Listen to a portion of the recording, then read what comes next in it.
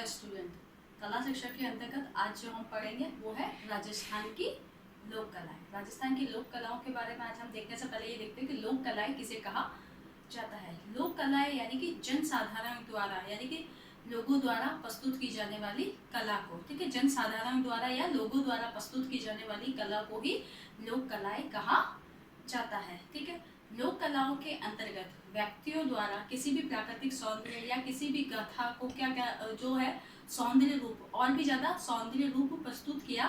मतलब सौंदर्य रूप में प्रस्तुत किया जाता है, उसे ही लोक कलाएं कहा जाता है। ठीक है, मतलब उसमें अपनी कलात्मकता दिखाना और उसको और भी अच्छा क्रिएटिविटी दिखाकर उसको कलात्मक रूप में प्रस्तुत करना ही कला लोक कला कहलाती है। ठीक है, अब राजस्थान के अंतर्गत अगर लोक कलाएं देखी जाए तो बहुत सी लोक कलाएं हैं जिनके बारे में हम जानते हैं। वो है काष्ठ कला, कठपुतली, तोरण, मांडना और फल चित्रण वगैरह। इस तरीके से बहुत सी ऐसी लोक कलाएं हैं जिनका हम पढ़ चुके हैं। ठीक है, अब सबसे पहले आज हम जिसके बारे में बात करेंगे वो है पड़ चित्रण। पड़ चित्रण जो होता है उसके अंतर्गत क्या होता है कि देवी देवताओं की जो गाथाएं होती है, देवताओं की जो धार्मिक गाथाएं होती है, पौराणिक कथाएं या किसी भी ऐतिहासिक कथा को क्या किया जाता है, पड़ चित्रण के माध्यम से उसमें पड़ में उसका चित्रण किया जाता है, मतलब उसको लिखा जाता है। ठीक है, तो इसके अंतर्गत जो चित्रण किया जाता है वो क्या होती है, देवी देवताओं की कथा हो सकती है, उनके जीवन से संबंधित कोई घटना हो सकती है या कोई भी ऐतिहासिक घटना होती है जिसका पड़ चित्रण किया जाता है। पड़ चित्रण के अंतर्गत जो पड़ चित्रण जो जिसका जो स्वरूप है वो जिस पे लिखा जाता है वो हमेशा किसका बना होता है, एक कपड़े का या कपड़े का होता है या रेजी का बना होता है, जो कि कपड़ा मतलब ये जो चित्रित होती है वो कपड़े पे होती है, तो इसीलिए ये जो कपड़ा है वो खादी या रेजी का कपड़ा होता है। साथ ही साथ में हम ये देखेंगे कि इसकी अन्य विशेषता क्या है। तो पड़ चित्रण जो किया जाता है, पड़ चित्रण का जो कार्य है वो जोशी गोत्र के जो छिपे होते हैं उन्हीं के द्वारा किया जाता है, जोशी गोत्र के छिपे द्वारा किया जाता है और जिन्हें चितेरा कहा जाता है। मतलब ये जो छिपे द्वारा जो पड़ चित्रण का कार्य है वो छिपों द्वारा किया जाता है, जिन्हें किस नाम से जाना जाता है, चितेरा, चितेरा नाम से जाना जाता है। और इसका जो प्रमुख केंद्र है किसका, पड़ चित्रण का जो प्रमुख कार्य है जो होता है उसका जो प्रमुख केंद्र माना जाता है वो शाहपुरा भीलवाड़ा को माना जाता है, यानी कि जहां पर सबसे ज्यादा राजस्थान में पड़ चित्रण का कार्य होता है उसका जो केंद्र है वो कौन है, शाहपुरा भीलवाड़ा को माना जाता है। अब पड़ चित्रण के लिए जो सबसे ज्यादा प्रमुख स्थल माने जाते हैं राजस्थान में वो है भीलवाड़ा और चित्तौड़गढ़ है। तो अगर प्रमुख केंद्र पूछा जाता है तो शाहपुरा भीलवाड़ा है, और अगर प्रमुख स्थल पूछा जाता है तो वो भीलवाड़ा और चित्तौड़ दोनों ही है। ठीक है,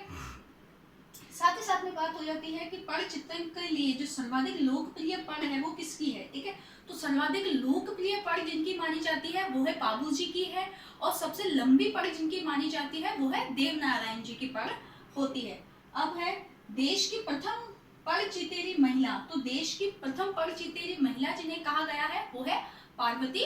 जोशी। पार्वती जोशी जो है उन्हें देश की प्रथम पड़ चितेरी महिला भी कहा गया है। ठीक है, अब साथ साथ में बात होती है कि और जो पड़ चितेरी है, जो पड़ चित्रण किया जाता है उसके अंतर्गत जो गाथा लिखी जाती है उसके लिए किस शैली का प्रयोग किया जाता है। तो उसके लिए जो है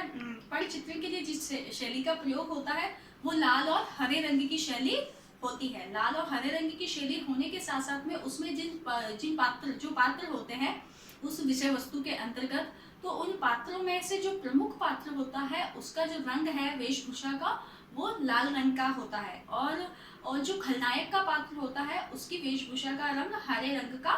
होता है। साथ ही साथ में पड़ चित्रण के अंतर्गत जो पड़ चित्रण का जो कार्य प्रारंभ किया जाता है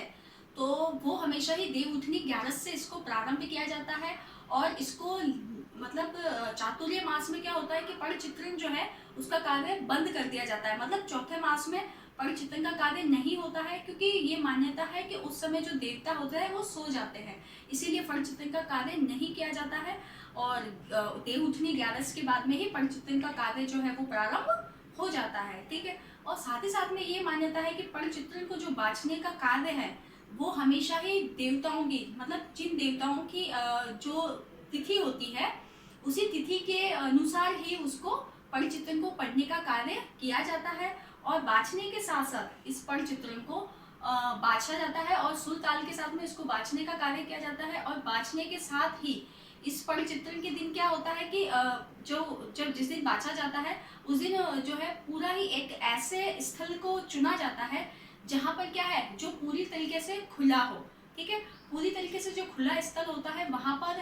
पर्ण को बाँचा जाता है और इसको बाँचने वाले जो होते हैं वो भी भोपे होते हैं, ठीक है। इसको यानी कि पर्ण को बाँचने वाले जो होते हैं वो भोपे होते हैं। भोपे द्वारा पर्ण को बाँचा जाता है और ये कहा जाता है कि अगर पर्ण का जीर्ण शीर्ण हो जाती है, जीर्ण शीर्ण यानी कि अगर ये पर्ण जिसमें गाथा लिखी हुई है, क्योंकि वो कपड़े की बनी हुई होती है तो बहुत समय हो जाने के बाद में अगर वो मतलब कट फट जाए या फट जाती है, अगर अस्त व्यस्त हो जाती है, तो उसे क्या किया जाता है, पुष्कर में जाकर उसे विसर्जित कर दिया जाता है, जिसे क्या कहा जाता है, ठंडे करना कहा जाता है। ये कहा जाता है कि उसे ठंडा करना कहा जाता है। अब यही थी जो क्या है, पर्ण चित्रण की सारी ही विशेषता है कि पर्ण चित्रण के अंतर्गत जो है किस प्रकार की गाथाएं लिखी जाती है। तो सबसे पहली जो गाथा है इसमें जितने भी लोक देवता है उन सभी की गाथाओं को चित्रित किया जा सकता है। मतलब देव नारायण जी हो गए, बाबू जी हो गए, हड़बू जी हो गए, ये रामदेव जी हो गए, गोगा जी हो गए, जुझार जी हो गए, इन सभी की जो धार्मिक कथाएं हैं, इनकी जो गाथाएं हैं, जीवनियां हैं, इन सबको जो चित्रित किया गया है वो इन पर्ण चित्रण के माध्यम से ही चित्रित किया गया है और उसी रूप में इनका जो स्थायित्व है वो हमें देखने को मिलता है।